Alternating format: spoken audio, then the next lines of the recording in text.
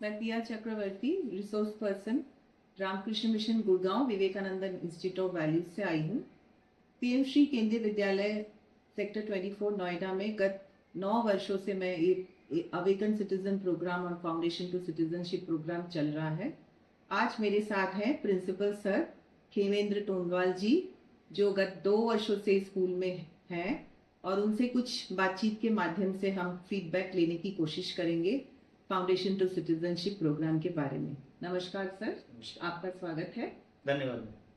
Sir, गत 9 वर्षों से चल रहा है, बट आप कहीं ना कहीं इस प्रोग्राम से जुड़े हुए हैं, मुझे ये पता चला है, और इस स्कूल में 2 साल से जुड़े हुए हैं। तो आपको क्या लगता है ये फाउंडेशन टू सिटीजनशिप प्रोग्राम कितना ज़रूरी है आज के दौर में बच्चों के लिए?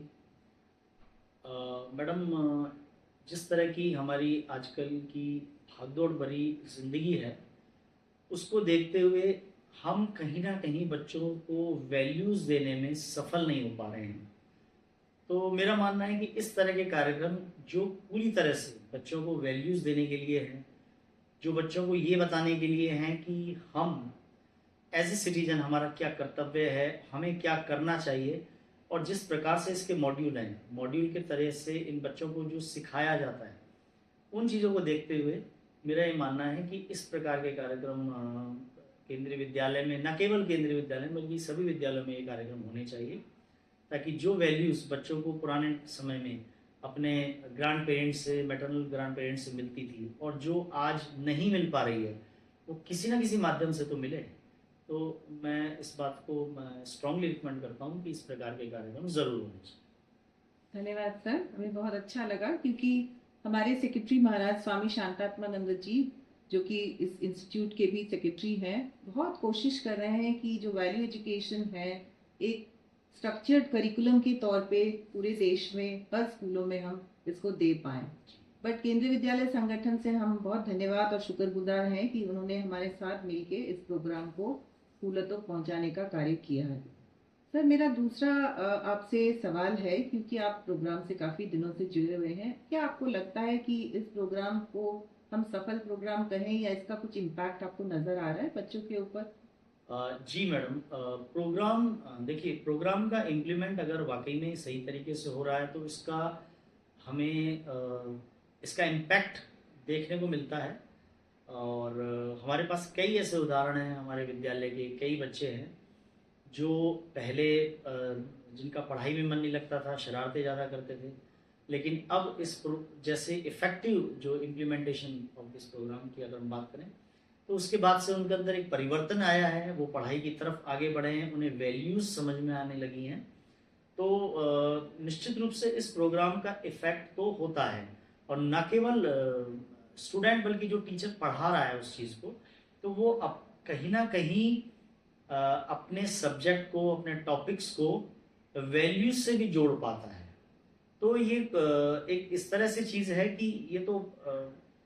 इम्पैक्ट तो निश्चित रूप से डाल रही है। हाँ, ये हो सकता है कि इसके इम्प्लीमेंटेशन में कुछ लिमिटेशन रही हो तो वो उतना इम्पैक्टफुल नहीं हुआ, लेकिन निश्चित रूप से इसके सकारात्मक प्रभाव न केवल विद्यालय बल्कि समाज पर पड़ रहा है।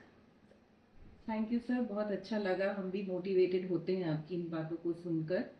कोई भी प्रोग्राम को हम इतने सालों तक चला रहे हैं, तो आगे हम उसको और बेहतर किस तरह बनाए, इसके लिए हम काफ़ी कोशिश करते रहते हैं, और उसी के लिए हमने इस साल AACT की प्रोग्राम को भी लॉन्च किया है, जो आप शायद इस स्कूल में शुरुआत आपकी हो चुकी है, अगले साल और अच्छे से आप कर पाओगे, ये हमें जानकारी मिली है। सर, और भी आप इस प्रोग्राम को बेहतर बनाएं इम्प्लीमेंटेशन के लिए, तो आपको क्या क्या दिक्कतें आती हैं, क्या क्या आप हमें सजेशन देंगे, तो उसके बारे में थोड़ा कुछ हमें बताएंगे सर। इस कार्यक्रम से जुड़ी हुई जो सबसे बड़ी दिक्कत है वो ये है कि पहले तो मैं अच्छी चीज़ बताना चाहूँगा कि इस प्रोग्राम के मॉड्यूल्स इतने अच्छे तरीके से वेल प्लान्ड हैं कि अगर आप उनको देखें, कि जो जिसने भी नहीं देखा है, जो पहली बार देखता है, वो निश्चित रूप से उसको बहुत अप्रिशिएट करता है कि कितना अच्छे तरीके से बने, हमें केवल इम्प्लीमेंट करना है। बट समस्या ये आती है कि उसको लागू करने के लिए समय नहीं मिलता हमारे पास। दिक्कत ये है कि टाइम टेबल में एक सही जगह नहीं है इस कार्यक्रम के लिए। हालांकि ये भी सही है कि आप इस इंस्टीट्यूट की ज़्यादा डिमांड नहीं है कि अगर एक वीक में एक पीरियड मिल जाए तब भी काफ़ी है, लेकिन